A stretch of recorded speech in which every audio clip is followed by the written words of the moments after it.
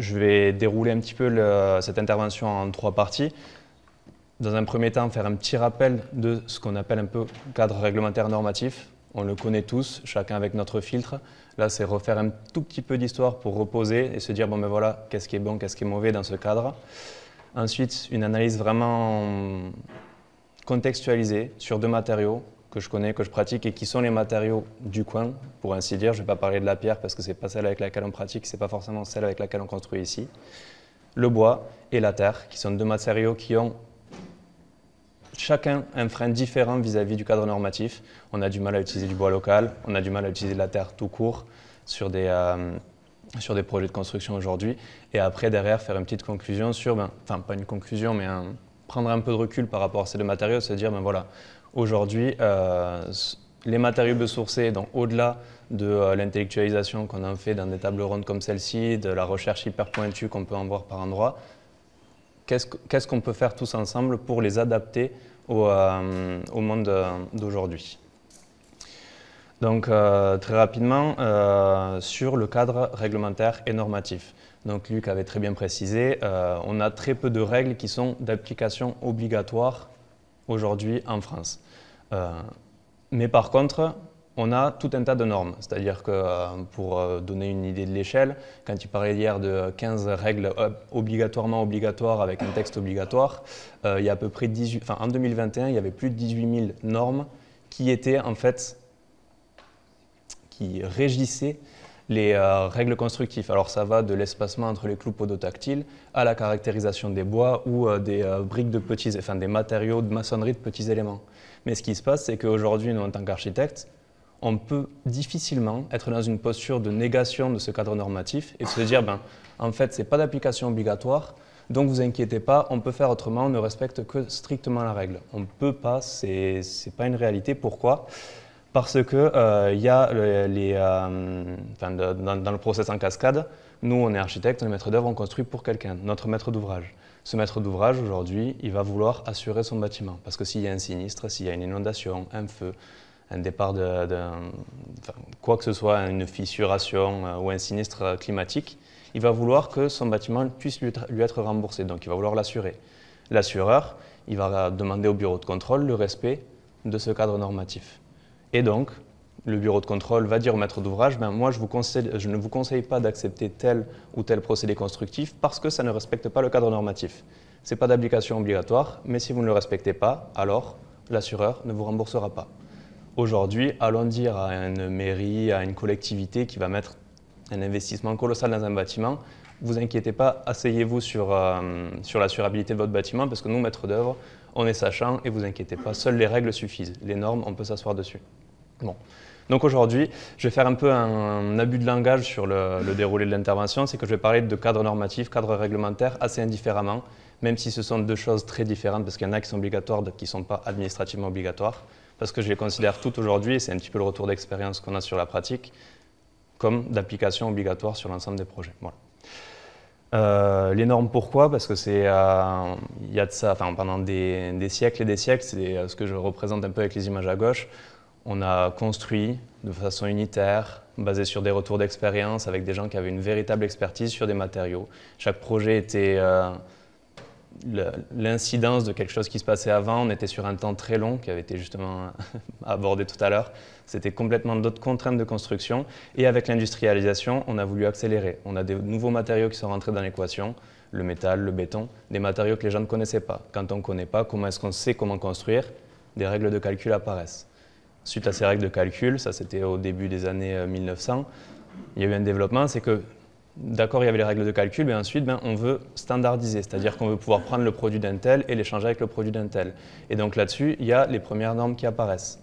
Et donc, dans un premier temps, dans une idée d'unification, d'harmonisation des procédés constructifs. Après, on a continué à développer quand il y a eu vraiment on a commencé à avoir un petit peu de sinistrabilité, donc ça a été pour réguler la construction, pour en améliorer la qualité. Donc là, pour le coup, ça a été plus dans les années 60-70, quand on a vu des projets à très très grande échelle, où il fallait que le cadre normatif se resserre pour que les constructions, quand on accueille 100, 120 logements, il y a beaucoup plus de responsabilités derrière que quand on construit pour une maison individuelle. Voilà. Donc le cadre normatif, il a continué à croître de façon complètement exponentielle. Et encore aujourd'hui, ce cadre, qu'il soit normatif ou réglementaire, il continue à se développer, mais à une autre fin, qui est plus de l'ordre de la qualité des bâtiments retrouvés. La RE 2020, par exemple, c'est cadre réglementaire pour le coup, mais ça vise à apporter de la qualité dans nos constructions. Voilà. Toujours est-il qu'on continue à rajouter des strates et des strates de couches et de cadres normatifs. Voilà. Je vais accélérer très légèrement, mais sur le premier matériau, donc comment est-ce qu'on est passé du matériau bois au produit de construction bois.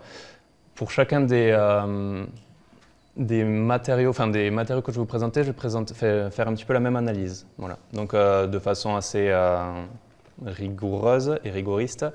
Le matériau, je vais dire pourquoi est-ce que c'est un matériau territorial, pourquoi est-ce que c'est un matériau premier.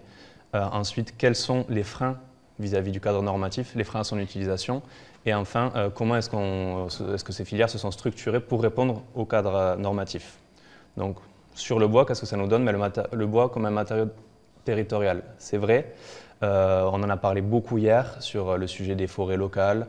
Le problème qu'on a, c'est que le bois, on a partout et on n'a qu'une seule envie, c'est de prendre le bois qu'il y a dehors et de construire le pot, exactement le parallèle que faisait Émilie Curien tout à l'heure, d'avoir le poteau qui a été coupé dans la forêt et qu'on remet à la verticale juste devant. Sauf que ça, on a du mal à le faire. Pourquoi? Parce que aujourd'hui, par exemple, nos bois du sud-ouest, qui ne sont pas des forêts boréales, qui sont des forêts qui sont dans un climat tempéré, qui poussent doucement, qui sont un peu plus noueuses, le bois qu'on produit n'est pas adapté au cadre normatif qui nous a été imposé. Pourquoi? Parce que ce cadre normatif, il a été posé sur les bases qui ne sont pas territorialisées, contrairement aux matériaux.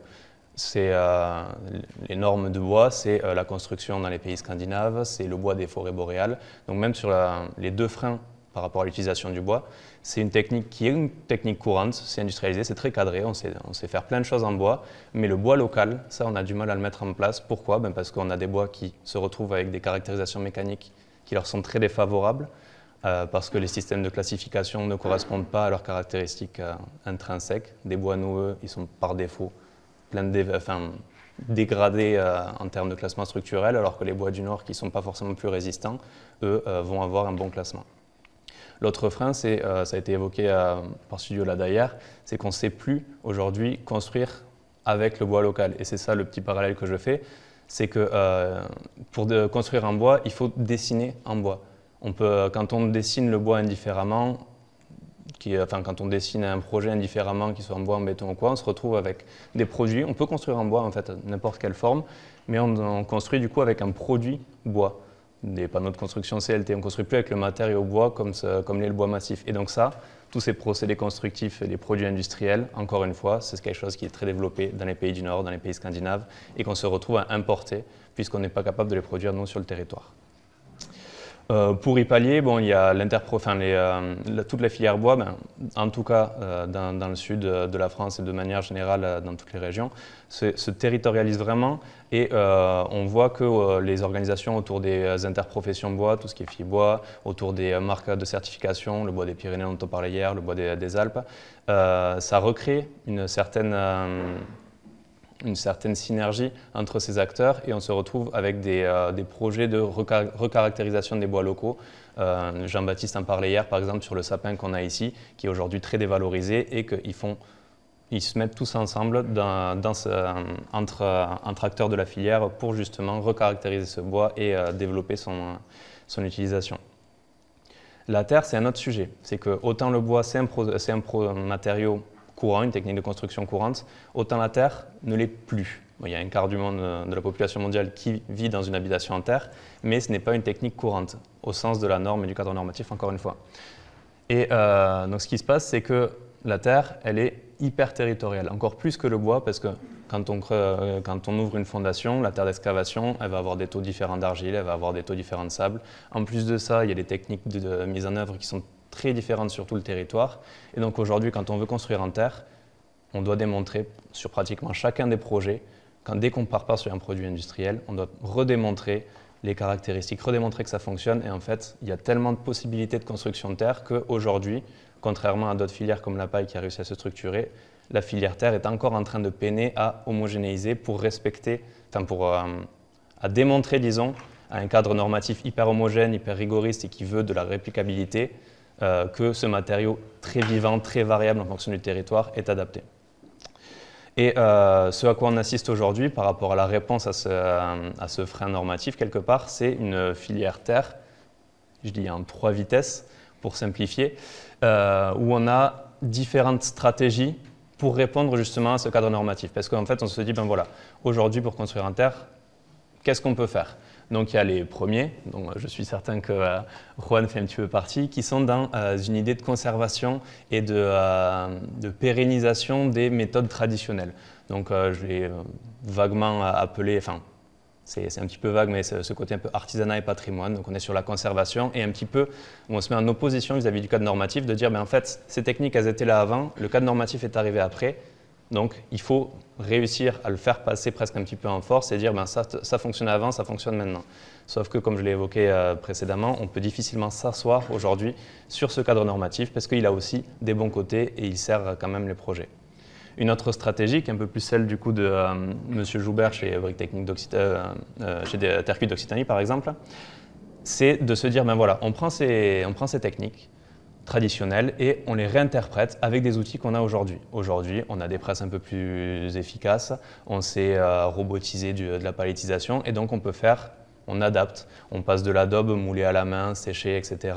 à des briques de terre crue extrudées qui sont séchées avec la cogénération des fours. Enfin, on mécanise et on modernise pour dépénibiliser le travail tout en gardant ce côté complètement humain et non pas d'une industrie mais d'une petite usine de fabrication.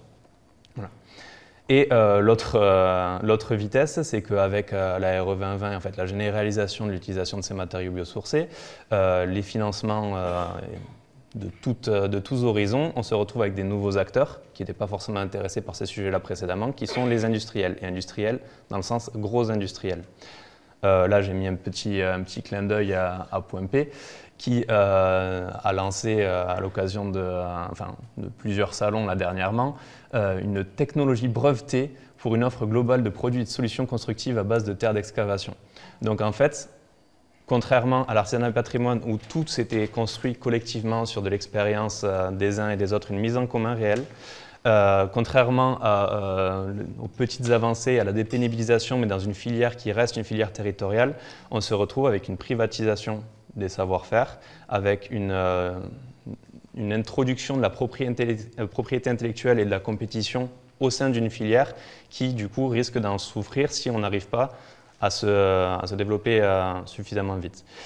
Et donc là, en fait, par rapport à la terre, c'est ce dont je parlerai un petit peu globalement en suivant, il y a vraiment une sorte de course contre la montre entre des industriels qui essaient de foncer individuellement et tous les petits industriels, artisans, certains maîtres d'œuvre qui s'intéressent là-dedans, les chercheurs qui, par exemple, sous l'égide du projet national Terre, essaient au contraire de mettre en commun des retours d'expérience, de mettre en commun des retours d'essais afin de pouvoir recréer un petit peu une mémoire collective qui permette d'aller voir des assureurs, d'aller voir des bureaux de contrôle et de leur dire ben, « Regardez, certes, ma technique, elle est innovante, personne ne l'a faite à cet endroit avec cette terre, mais regardez, tout ce qui s'est fait à côté, je peux prendre cela de ce projet, cela de ce projet, cela de ce projet, et ces 4 essais qui ont été faits à Lyon, et là on va réussir à justifier d'un projet. » Mais pour ça, en fait, il faut réussir à sortir un petit peu de ce vice des avis de chantier, ATEX,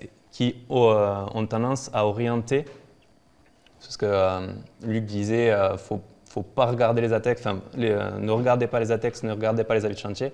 Là, je suis pas d'accord. Il faut le faire, mais il faut le faire intelligemment et il faut le faire dans une idée de mise en commun, c'est-à-dire que quand on fait un avis de chantier, quand on fait un PV, il faut essayer, nous en tout cas en tant que maître d'œuvre, de se forcer à ne pas en faire un avantage concurrentiel. On est mis en compétition sur des concours à longueur de journée, c'est le mode de pratique aujourd'hui, mais pour autant, il ne faut pas faire des avancées technologiques qu'on arrive à développer dans le cadre de nos projets un avantage concurrentiel parce que sinon on n'avancera pas assez vite et on va se faire doubler par des industriels et au final, au lieu d'être des maîtres d'œuvre à proprement parler, qui maîtrisons notre produit, qui maîtrisons nos modes constructifs et qui savons les prescrire, comment ils s'appliquent, eh bien on va devenir des applicateurs, des prescripteurs de produits qui auront, eux, pris le temps de faire la justification un petit peu et l'adaptation au cadre normatif.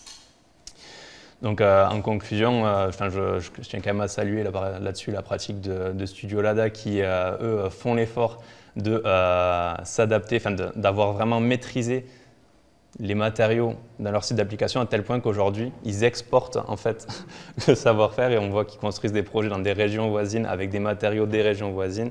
Donc en fait, voilà, de se dire que nous, en tant qu'architectes, on a cette responsabilité de connaître les matériaux, de participer à leur développement et d'utiliser tout l'argent public qui est mis dans les travaux de construction. Parce qu'on parlait hier avec Ecosimuts des subventions et des injections d'argent comme ça dans des filières, mais ça ne me paraît pas forcément judicieux. Je pense qu'il faut qu'on reconstruise les filières via les projets de construction, parce que c'est là-dedans qu'il y a vraiment beaucoup d'argent mobilisable. Donc nous, on a une responsabilité en tant que maître d'œuvre, c'est de flécher cet argent public vers le développement de ces filières. Voilà.